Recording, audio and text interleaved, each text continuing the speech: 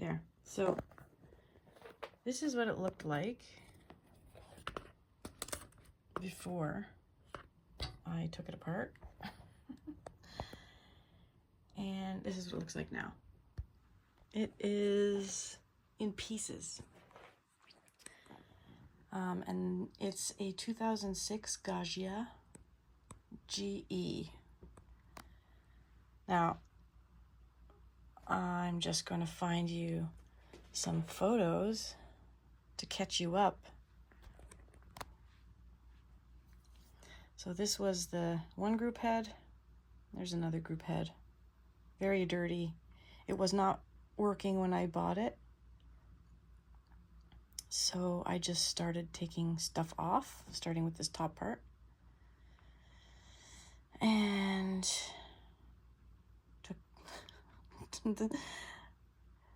there's the motor and the dose control center. And I'm not going to flip through all these, but I wanted to show you.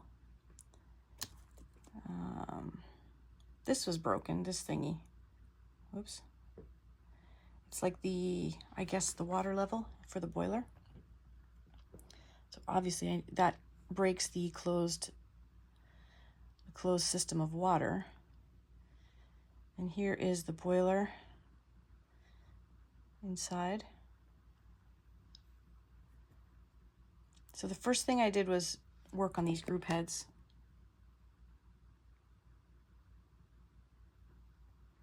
And these are the brass discs that hold the shower screen in. They were pretty bad. This is an excellent idea for organizing the screws and stuff. So I labeled them as I took them off and put them in this little container. Filthy! This is the rubber seal. It is not rubbery anymore. It's more like a rock. You can see it here. These were very hard to get out. They needed a lot of coaxing. So those were cleaned before and after, you can see. And let's see.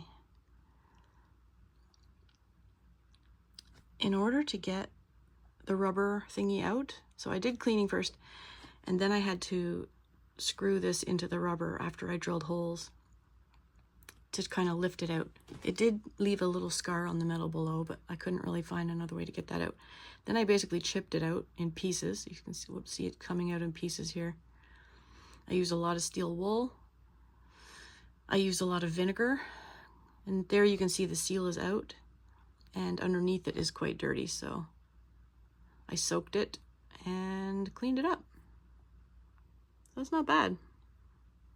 These are the little scars from when I was prying it out, though. I'm not sure if that's going to affect the seal later. I'm hoping it won't. And there's the machine more apart.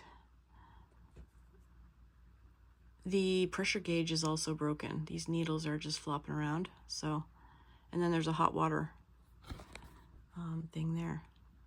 So this is the before and after. Amazing difference. It looks like a completely, it looks like a totally different thing, but it's the same thing. And here we have the, I don't know what that is. That is something to do with temperature. No, I don't know. I can't remember what that is. Oh, that's the pressure switch. Yeah. I've got it labeled right there. Get yourself a labeler if you're doing this kind of thing. I took so many pictures because I didn't want to forget where stuff went. Oops.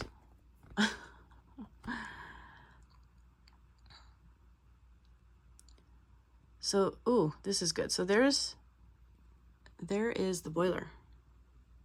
You can see it's pretty dirty, and I had to disconnect all of these.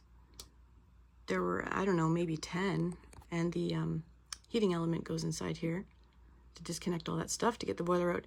This is the inside of the boiler before I started cleaning it. And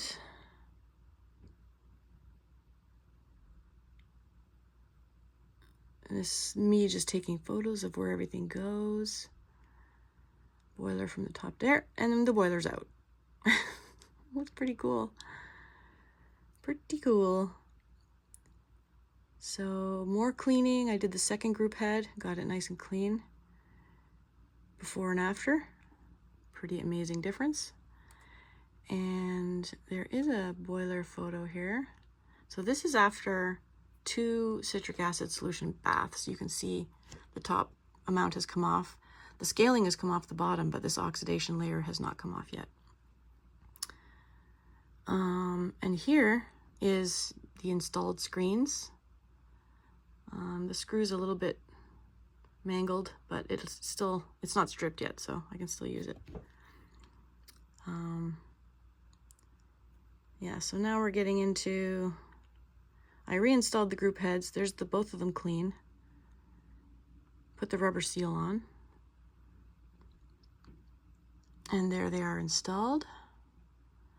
This is the boiler after one of its many baths. It took me about a week to get this thing clean.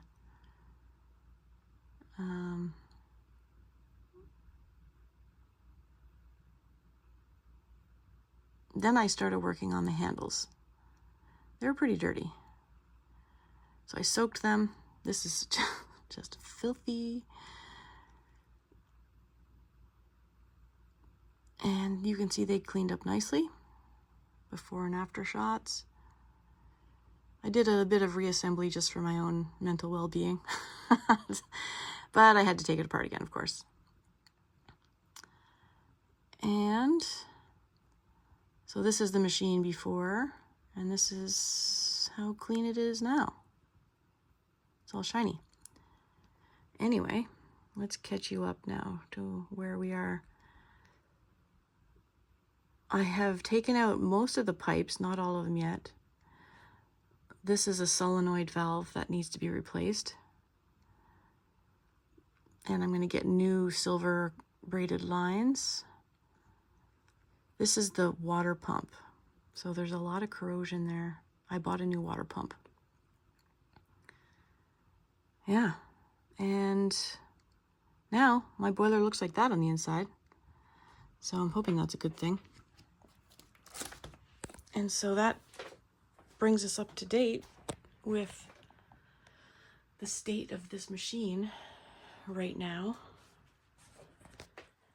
And what I've done is I've zip tied these skins, panels, that you can't replace them anymore. They only sell the red ones.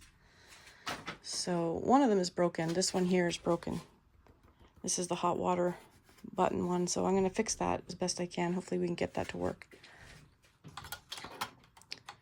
And this is the hot water button thingamajigger. See the screws?